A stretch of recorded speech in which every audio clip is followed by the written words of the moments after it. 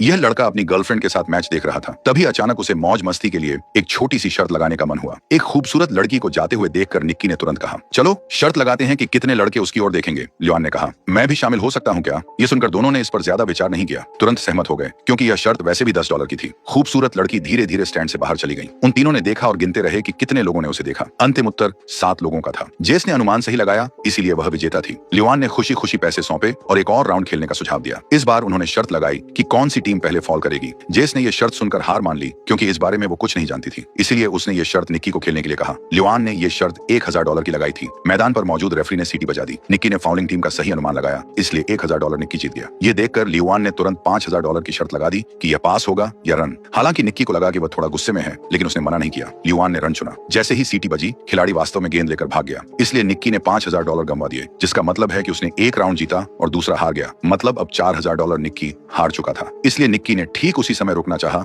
जब वह जेस को कॉफी के लिए बाहर ले जाने वाला था, लेकिन लियोन ने अभी अभी जीत का स्वाद चखा था, इसलिए वह अभी भी और खेलना चाहता था। आखिरकार वह एक वीआईपी कमरा था और यहाँ आने वाला हर व्यक्ति अमीर था। उनके लिए अभी भी कुछ $1000 खेलने योग्य थे। इसलिए लियोन के लगातार अनुरोध के तहत निक्की एक और राउंड खेलने के लिए सहमत हो गया। इस बार उन्होंने $10,000 की शर्त लगाई कि पास सफल होगा या नहीं। इस पर लियोन ने एक असफल पास चुना। जाहिर है उसने यह राउंड फिर से जीत लिया। $10,000 हारने से निक्की थोड़ा दुखी हुआ। वह 3 सेकंड के लिए झिझका, फिर घूमा और बोला, इस बार चलो $50,000 के लिए खेलते हैं। ये सुनकर जेस भी हैरान रह गई। अब निक्की के बहकने की बारी थी, क्योंकि मैच का नतीजा उसके कहे के विपरीत जा रहा था और $50,000 लियोन को दे दिए गए। इस पर जेस खड़ी हुई और उसे तुरंत चले जाने की सलाह दी, क्योंकि वह पैसे बहुत जल्दी हार रहे थे। निक्की ने कुछ सेकंड के लिए सोचा, फिर पीछे मुड़ा और बोल पड़ा, $1,00,000। लियोन ने उसका मजाक उड़ाया, कहा कि तुम्हारे पास इतने पैसे नहीं हैं। निक्की ने तुरंत नकदी का पूरा ढेर निकालकर उसके मुंह पर तमाचा मारा। लियोन न केवल झिझका बल्कि और भी उत्साहित हो गया। इस बार निक्की ने एक असफल पास चुना। दोनों ने टीवी स्क्रीन पर देखा, पास बिल्कुल सही था। निक्की अब बहुत गुस्से में था। उसने $1.11 मिलियन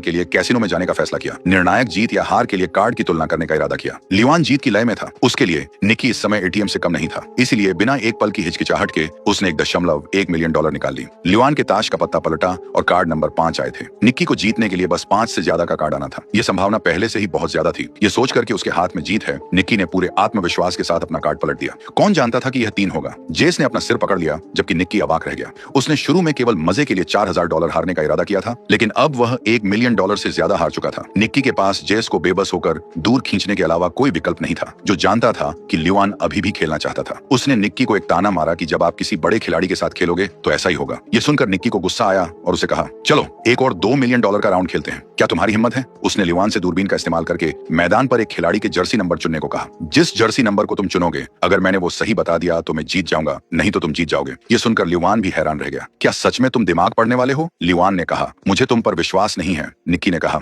तुम्हारे चुने हुए नंबर को जेस बता देगी। ये सुनकर जेस एकदम दंग रह गई। लियोन बहुत खुश हुआ। वह इसके लिए सहमत हो जाता है। उसने दूरबीन उठाई और एक खिलाड़ी चुना, लेकिन उसे बिल्कुल भी समझ नहीं आया कि निक्की क्या योजना बना रहा है। उसने सोचा कि सही अनुमान लगाना चमत्कार होगा। जैसे ही वह जाने वाली थी, निक्की ने जेस से कहा, बस अपनी भावना के आधार पर एक नंबर चुन लो, किसी और चीज की चिंता मत करो। लियोन ने जल्दी से एक जर्सी नंबर चुन लिया और अब जेस की बारी थी अनुमान लगाने की। इस पर जेस ने दूरबीन उठाई और खोज शुरू कर दी। इतने सारे जर्सी नंबरों के बीच वह कैसे सही अनुमान लगा सकती थी? लियोन को क्या पसंद था? उसकी उम्र कितनी थी? वह उसके बारे में कुछ नहीं जानती थी। क्या यह सिर्फ एक बेतुका अनुमान नहीं था? जब जेस हर जगह खोज रही थी तो उसे अचानक एक परिचित व्यक्ति दिखाई दिया। जर्सी नंबर 55 पहने फरहाद उसका दोस्त था। वह कोई खिलाड़ी नहीं था, तो वह यहाँ कैसे आ गया? हालांकि थोड़ी हैरान, जेस को स्पष्ट रूप से पता था कि यह एक चाल थी। उसने लियोन को 55 नंबर बताया। उसने बिल्कुल सही नंबर। अविश्वसनीय, आपने ऐसा कैसे किया? जैसे एक पल के लिए समय पर प्रतिक्रिया नहीं कर सकी। उसे लगा जैसे वह सपना देख रही हो। भले ही उसकी दोस्त ने जर्सी नंबर 55 पहना हो, निक्की को कैसे यकीन हो सकता था कि लियोन बिल्कुल नंबर 55 ही चुनेगा? लेकिन ओह ठीक है, अब यह महत्वपूर्ण नहीं था। इस राउंड ने न केवल उनकी पूंजी वापस पाली, बल्कि उन्हें अतिरिक्त $1 मिलियन भी जीत गए।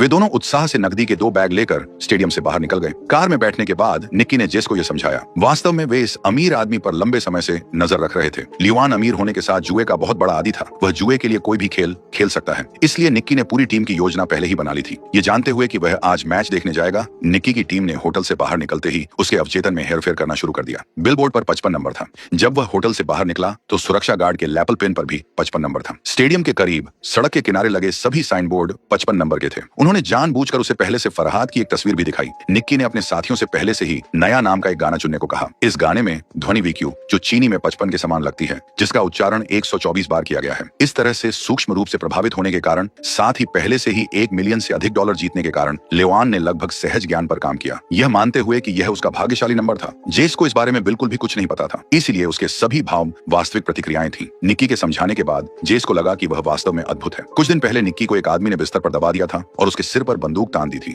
उसके बगल में जेस बैठी हुई थी, जिससे वह अभी अभी मिला था। स्पष्ट रूप से निक्की को फंसाया जा रहा था, लेकिन वह बिल्कुल भी विचलित नहीं हुआ। उसने साफ साफ कहा कि उसके पास एक भी पैसा नहीं है और अगर वे गोली चलाना चाहते हैं तो चला सकता है। यह सुनकर उस आदमी को तुरंत पता चल गया कि यह तो खुद एक मास्टरमाइंड है। वास्तव में जेस लंबे समय से इन सस्ते ठगों की भूमिका निभा रही थी। इस समय जेस को अभी भी समझ में नहीं आया कि क्या हो रहा है। यह देखकर कि वह निक्की से कोई पैसा नहीं ऐंठ सकता, उस आदमी के पास वहां से निकलकर दूसरा लक्ष्य तलाशने के अलावा कोई विकल्प नहीं था। कौन जानता था कि निक्की उसका पीछा करेगा। उसने जेस से सीधे कहा कि उसके पास एक स्वाभाविक प्रतिभा है और उसे लंबे समय तक जीविका चलाने के लिए अपने ठगी के कौशल को और विकसित करना चाहिए। निक्की ने उसे यह भी बताया कि वह मास्टर कॉन कलाकारों के परिवार में तीसरी पीढ़ी का सदस्य है। हर चाल और धोखा उसके हाथ में था। यह सुनकर जेस ने तुरंत पैसे निकाले, क्योंकि वे निक्की से इन सब के बारे में सीखना चाहती थी। निक्की को ट्यूशन फीस लेने में भी कोई आपत्ति नहीं थी। जैसे ही दोनों बाहर गए, निक्की ने तुरंत इसे अमल में ला दिया। उसने तेजी से जेस की अंगूठी छीनी, फिर उसे घुमाया और उसकी घड़ी भी हवा में गायब हो गई। जब उसने अपनी घड़ी अपने हैंडबैग में रखी, निक्की के हाथ में कैसे आ गई। इससे पहले कि जेस संभल पाती, निक्की ने पलटकर उसका बटुआ वापस फेंक दिया। इन चालों का मूल सीधे शब्दों में कहें तो गुमराह करना है। बस कुछ सरल चालों से निक्की ने जेस को पूरी तरह से मना लिया। उसने जेस को तुरंत समूह में खींचने की जल्दी नहीं की, लेकिन उसे अलविदा कह दिया। कुछ महीने बाद निक्की ने और सदस्यों को भर्ती करने और काम शुरू करने के लिए न्यू ऑरलियंस में एक स्थान किराए पर लिया। जैसा कि अपेक्षित था, जेस ने उसे ढूंढ लिया। वास्तव में यह एक साक्षात्कार भी था, यह देखने के लिए कि क्या जेस वास्तव में टीम में शामिल होना चाहती है।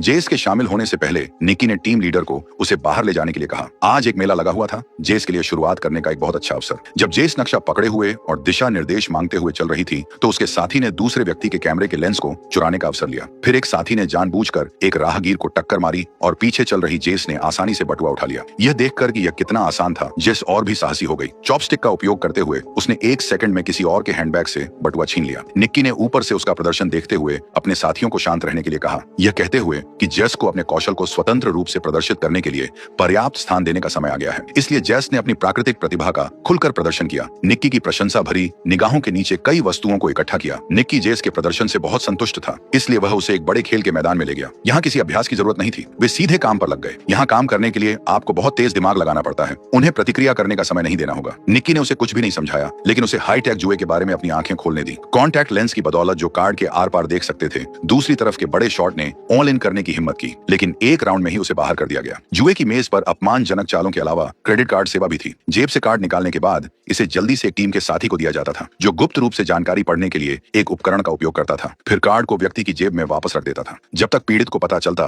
तब तक पैसे गायब हो जाते थे। इससे भी अधिक उन्होंने नकली एटीएम परत भी बना ली। लोगों द्वारा पैसे निकालने और जाने के बाद फरहाद परत को हटा देता था, जिसमें नए दर्ज किए गए पासवर्ड की जानकारी मिल जाती थी। निक्की ने लोगों से सभी चोरी की गई वस्तुओं को वर्गीकृत करने के लिए कहा। चोरी किए गए क्रेडिट कार्ड का इस्तेमाल लग्जरी सामान खरीदने के लिए किया जाता था। आखिरकार सब कुछ यहाँ इकट्ठा हो गया। इसी दौरान जेस ने एक हार देखा, जिसे वह रखना और पहनना चाहती थी। कौन जानता था कि निक्की सुरक्षा कारणों से उसे एक तरफ रख देगा और कहेगा, इन सभी चीजों को बेचा जाना चाहिए, सभी लूट का माल मुनाफे के लिए काले बाजार में चला जाएगा। अपने सामने सामानों का पहाड़ देखकर जेस पूरी तरह से निक्की के प्यार में पड़ गई। अगले दिन जेस और फरहाद एक अमीर इलाके में बात कर रहे थे। बातचीत करना उनका मुख्य उद्देश्य नहीं था। ठीक है, क्या आप तैयार हैं? हाँ फ्रैंक। हे भगवान, कोई मेरी मदद करे, कृपया जल्दी करो, मदद करो। जेस ने अभिनय करना शुरू कर दिया। पूरी टीम ने अपना काम शुरू किया। दयालु अमीर लोगों से कीमती सामान उठाते हुए अभिनय किया। जैसे ही अभिनय समाप्त हुआ, वे पहले से तय एम्बुलेंस में सवार हो गए और घटनास्थल से भाग गए। उस शाम एक जश्न पार्टी आयोजित की गई थी। निक्की ने अपने सभी साथियों को बधाई देते हुए गिलास उठाया। उन्होंने एक सप्ताह में $1.2 मिलियन का शुद्ध लाभ कमाया था। कल टीम को समाप्त कर दिया जाएगा। सभी के दस्तावेज नष्ट कर दिए जाएंगे। एक बार जब सभी घर पहुंच जाएंगे, तो उन्हें तुरंत बैंक ट्रांसफर के माध्यम से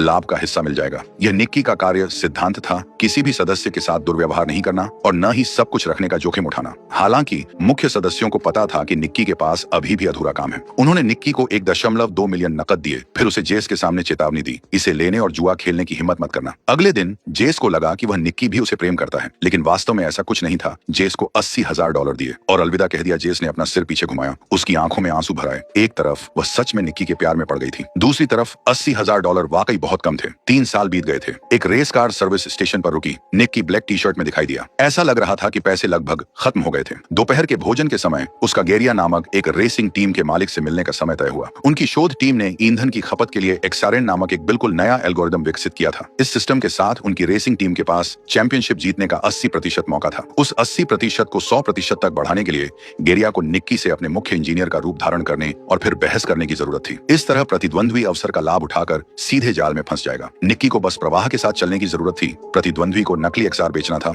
और गेरिया की टीम लगभग निश्चित रूप से चैंपियनशिप जीत जाएगी। सफल होने के बाद निक्की को भुगतान के रूप में $1 मिलियन राशि मिलेगी, वह मिल जाएगी। निक्की ने कहा कि यह काम बहुत आसान था और इसमें कोई कठिनाई नहीं आएगी। लेकिन गेरिया के बटलर को निक्की पर ज्यादा विश्वास नहीं था। उसने निक्की को चेतावनी दी, अगर तुमने कोई चाल चलने की हिम्मत की तो वह निक्की के सीने में गोली मारने वाला पहला व्यक्ति होगा। इसलिए निक्की ने सुंदर कपड़े पहनकर शाम को पार्टी में भाग लिया। भीड़ के बीच से गुजरने के बाद कौन जानता था कि जेस सीढ़ियों से लाल पोशाक में दिखाई देगी। उसे और गेरिया को अंतरंग होते देखकर वह चकित रह गया। उसकी योजना पूरी तरह से पलट गई। जेस ने तुरंत निक्की से संपर्क किया। उसने कहा कि 3 साल पहले जो हुआ था उसे वो भूल चुकी है। गेरिया को उस बारे में कुछ भी बताने की जरूरत नहीं है। वर्तमान में वह गेरिया के साथ बहुत खुशी से रह रही थी। इन शब्दों से निक्की क्रोधित हो गया। उसने वोडका का एक गिलास पी लिया। निक्की ने तय किए गए कार्य को वास्तविकता में बदलने का फैसला किया और इस प्रदर्शन ने न केवल निक्की को अपनी ईर्ष्या को बाहर निकालने में मदद की, बल्कि प्रतिद्वंद्वी रेसिंग टीम का ध्यान भी सफलतापूर्वक आकर्षित किया। निक्की को नशे में धुत सुरक्षा कर्मियों ने बाहर निकाल दिया, लेकिन प्रतिद्वंद्वी रेसिंग टीम उसे एक बिजनेस कार्ड देने में भी कामयाब रही। अगले दिन निक्की मैकलेरन रेसिंग टीम के मालिक से मिलने के लिए समय पर पहुंचा। उन्होंने सीधे कहा कि वह गेरिया के कार्यक्रम को 3 मिलियन में उन्हें बेचना चाहते हैं। रेस कार मालिक के पास पैसे की कमी नहीं थी, इसलिए उन्होंने समय बर्बाद नहीं किया। वे जल्दी से एक परीक्षण के लिए रेसट्रैक पर गए। डेटा को देखते हुए सिस्टम वास्तव में प्रभावी था और मालिक ने खुलकर मुस्कुराया। निक्की ने कहा कि वह 48 घंटों के भीतर पूरा सॉफ्टवेयर सिस्टम उपलब्ध करवा देगा। इस बीच जेस की मुलाकात सड़क पर फरहाद से हुई। निक्की ने उसे जेस के साथ अपनी ओर से बात करने के लिए भेजा था। फरहाद ने कहा कि निक्की का सालों पहले अचानक चले जाना कोई मजबूरी थी, कि वह वास्तव में जेस को पसंद करता था और उम्मीद करता था कि जेस उसे एक और मौका देगी। ऐसा कहने के बाद फरहाद ने जेस को एक बॉक्स दिया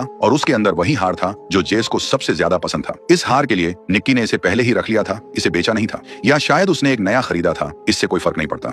जो मायने रखता था वह यह था कि जेस को छुआ गया था। हालांकि उसने कहा कि उसे अब इस धोखेबाज पर भरोसा नहीं है, लेकिन उसके दिल में सिर्फ निक्की ही था। लेन देन का दिन जल्दी आ गया। निक्की ने समय पर पूरा सॉफ्टवेयर मैकलेरन टीम के मालिक के पास पहुंचा दिया। फिर एक मजबूत आदमी ने आज्ञाकारी ढंग से उसे $3 मिलियन सौंपे, लेकिन निक्की ने गुप्त रूप से पूरे सिस्टम की नकल की थी और उसे सभी रेसिंग टीमों को बेच दिया था। हर बार हाथ मिलाने पर लाखों यूरो उसकी जेब में चले जाते थे। रेस के दिन तक टीमों को पता नहीं चलता था कि हर टीम के पास ये है। यह कारनामा इतना आकर्षक था कि निक्की मुस्कुरा रहा था। उसने सिर्फ एक दिन में करोड़ों कमाए थे। उस शाम निक्की होटल से तुरंत नहीं भागा। उसने जेस को मैसेज किया था कि जेस समय पर आ जाए। दोनों तुरंत ही भाग जाएंगे, लेकिन निक्की ने इंतजार किया, लेकिन जेस नहीं आई। जैसे ही वह हार मान के जाने वाला था, तभी जेस प्रकट हो गई। दोनों के पास भी बर्बाद करने के लिए समय नहीं था। उन्हें तुरंत निकलना था। लेकिन इस समय एक तगड़ा आदमी था जो पहले मैकलारेन टीम में उपकरण खरीद रहा था। उसने ही निक्की को $3 मिलियन दिए थे। वास्तव में वह गेरिया का अंदरूनी आदमी था। वह न केवल यह जानता था कि निक्की ने सभी रेसिंग टीमों को सॉफ्टवेयर बेचा है, बल्कि वह यह भी जानता था कि गेरिया ने निक्की को नकली सॉफ्टवेयर बेचने के लिए कहा था। लेकिन वह नहीं जानता था कि निक्की सभी को पूरा असली सॉफ्टवेयर बेच देगा। फिर उसने सुरक्षात्मक गियर पहना और तेज गति से गाड़ी चलाई। निक्की की कार में जा टकराई। टक्कर के बाद वह तगड़ा आदमी तो सुरक्षित था, लेकिन निक्की और जेस उसका शिकार बन गए। सारा कैश गेरिया के सामने रख दिया गया। निक्की और जेस को बांध दिया गया। गेरिया भी असहाय महसूस कर रहा था। अगर यह नकली सॉफ्टवेयर होता तो इससे कोई फर्क नहीं पड़ता कि आपने इसे कितनी टीमों को बेचा है,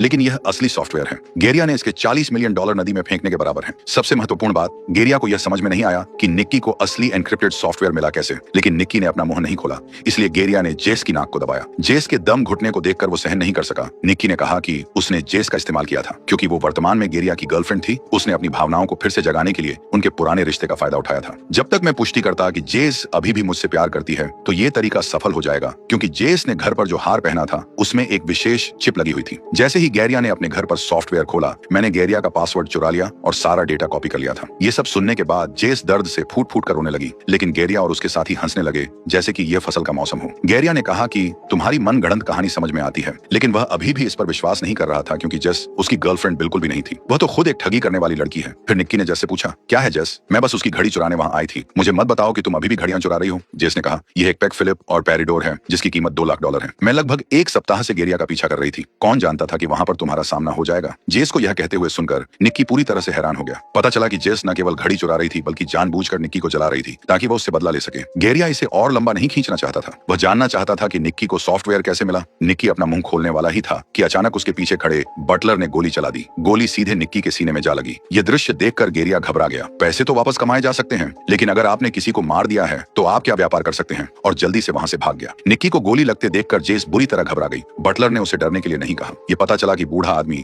निक्की का पिता था। उसकी गोली दिल और महाधमनी को ठीक से नहीं छू पाई थी और केवल फेफड़े में छेद कर गई थी। बूढ़े बटलर ने घाव को रोकने के लिए टेप का इस्तेमाल किया और फिर एक बड़ी सीरिंज का इस्तेमाल करके उसमें छेद करके खून निकाला, जिससे महाधमनी का दबाव स्थिर हो गया। इसके तुरंत बाद निक्की चमत्कारिक रूप से वापस जीवित हो गया। यह कहना होगा कि यह कृत्य वास्तव में लापरवाही भरा था। अपने पीछे पैसों का ढेर देखकर तीनों जल्दबाजी में वहां से चले गए। बटलर ने ही उसे सारे हुनर सिखाए थे। मूल नियम था कि भावनाएं नहीं होनी चाहिए, लेकिन अब ऐसा लग रहा था कि निक्की वास्तव में जेस से प्यार करने लग गया था। इसलिए बूढ़े बटलर ने उन दोनों को सड़क के किनारे पर छोड़ गया और सारे पैसे लेकर चला गया। निक्की को एक भी पैसा नहीं मिला और वह लगभग अपनी जान गंवा बैठा। अंत में ऐसा लगा जैसे उसने कुछ नहीं किया, लेकिन अस्पताल जाते समय निक्की ने नीचे झुककर देखा कि गेरिया की घड़ी किसी तरह जेस के हाथ पर आ गई थी। वे दोनों मुस्कुराए। इन हुनरों के साथ वे कहीं भी भूख से मरने से नहीं डरेंगे। इसी सस्पेंस के साथ मूवी समाप्त होती है। मूवी अच्छी लगी तो लाइक और सब्सक्राइब कर दी। Thanks for watching.